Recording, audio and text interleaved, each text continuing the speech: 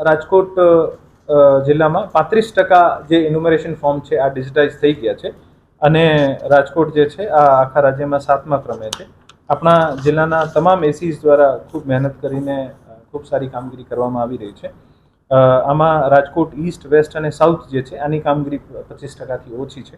બાકી રાજકોટ રૂરલ, જસદણ, ગોંડલ, જેતપુર અને ધોરાજી આ તમામની કામગીરી સારી છે. રાજકોટ જિલ્લાનો જે જસદણ વિધાનસભા છે આ આખા રાજ્યમાં સૌથી હાઈએસ્ટ કામગીરી કરી છે અને બીએલઓ સુપરવાઇઝર્સ અને તમામ ઈઆરઓઝ રાત દિવસ આના ઉપર મહેનત કરે છે. મારા આપના થકી તમામ વોટર્સને પણ વિનંતી છે કે આપ પોતાની ફેમિલી લિંકેજ અથવા જે પણ આધાર પુરાવા આપવાના હોય ઝડપથી આપીને 4 ડિસેમ્બર પહેલાં આપણે આ તમામ કામગીરી 100% પૂરી કરવાની છે અને આપના તમામના સહયોગથી આ કામગીરી ઝડપથી પૂરી થશે.